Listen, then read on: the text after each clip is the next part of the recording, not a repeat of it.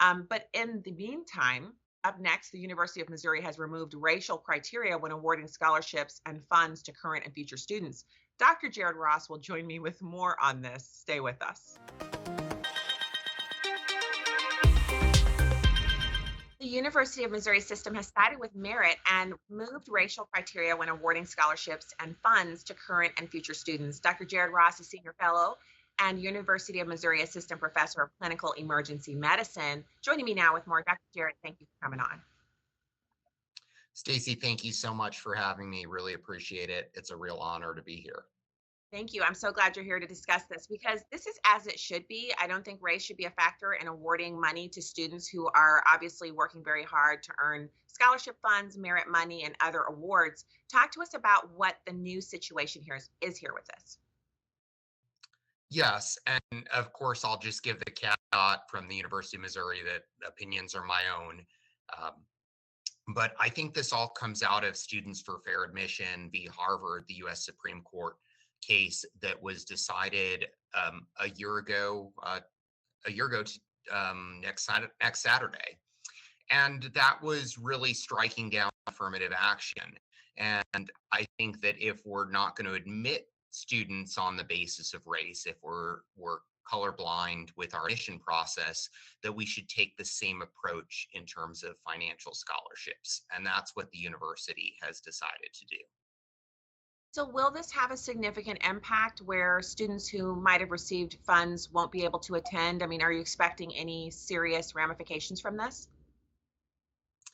I don't expect that. This is about $13 million a year that's at stake here. But because we're removing the race criteria means that financial means will become more important. And so we will actually be focusing not only on merit, but also on the financial means that people come from. And if they don't have the money, if they're first time college in their family, that could potentially give them a leg up regardless of their race or ethnicity. Okay, and those are fair criteria. And so how will you, because $13 million, that's a sizable chunk of funds. And for students who were previously getting money from scholarships that were race based and those funds are going away, you'll have to reallocate funds to them in a different manner, or what kind of a criteria are you setting up to help those students? So the university is not going to be changing any scholarships that have been awarded to students that are already enrolled. So they will be able to continue out their education under their current scholarship. This will only impact new students matriculating to the university. Oh, okay. So they're grandfathered in, so you'll use the new criteria for new students. So I don't I'm not saying this isn't news. It is obviously news, but it sounds as if you were prepared and you have already set up a system by which you can still help students without this or in this new reality, I should say.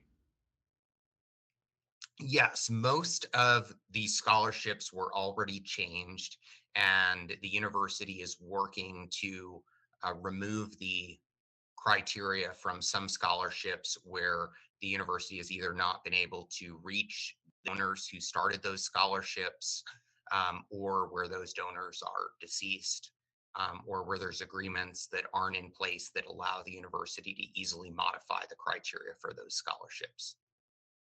So I think people don't really consider the reality of that.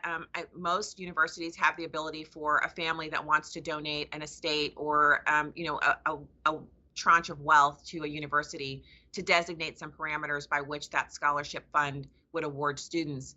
And so you're talking about some funds that are specifically they were set up to be for minority students, and you have to figure out a way to reallocate those scholarship funds.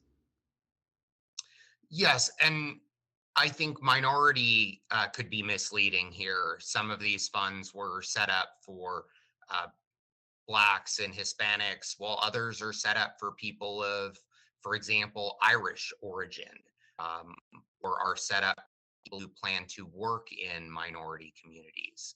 So there's a lot of vagaries here, and what the university is trying to do is remove the color of people's skin or where their family is from these criteria, determining whether they get financial assistance and base that solely on merit and financial needs.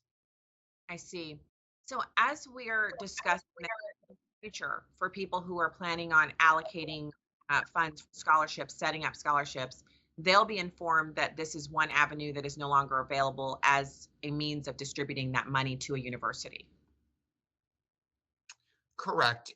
We'll see how this plays out in other states. I applaud Mizzou, or as we call it colloquially, the University of Missouri, for taking this step preemptively. But I think we all saw this coming out of the Supreme Court case last year, that if we're not making these admissions decisions based on race, we shouldn't be making those financial decisions as well. And I think this is a move in the right direction. It's impactful, and I think it also protects the university later on from accusations of not following the intentions of the Supreme Court. So, what's the outlook here? Have you had any students or parents reach out in support or in opposition to this, or has it just been smooth sailing? No, I think there's people on both sides of the issue here. I have heard some reports of donors who specifically allocated funds for a certain racial or ethnic uh, individual to matriculate to university. And I think they're disappointed by this. And I think it's unlikely, but we may see some of those donor funds pulled. Um, but I think for the most part, people realize that it's just not fair to base to judge people on the basis of their race and what they look like and where their family's from, and that we need to be more holistic in how we judge people. Yeah, I think anytime there's a change, there's a resistance to it. Some people are change oriented, but anthropologists estimate that that's only 10% of the population. And then there's 10% who are absolutely opposed to, or they accept any change. So change oriented, 10% who are absolutely opposed to it. And then there's the rest of us. So 80%, and we kind of bump along and we either accept or, kind of move through the process of going into a change. So it is quite possible that people would see this as something that is bad and be upset about it, but then come to accept it and move forward. The big deal here is University of Missouri college system across the state provides a quality education to the taxpayers of Missouri, their children, and it has been very, very successful in setting people up for life and helping them to have great careers and to live in Missouri and abroad across the country.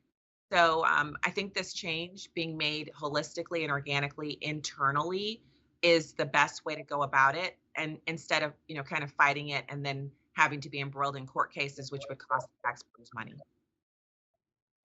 Absolutely, a great decision by the university, a great proactive decision, and again, a step in the right direction for the university system. All right. Well, Dr. Jared Ross, Senior Fellow and University of Missouri Assistant Professor of Clinical Emergency Medicine, thank you so much for coming on today. Have a great weekend. Thanks so much for having me.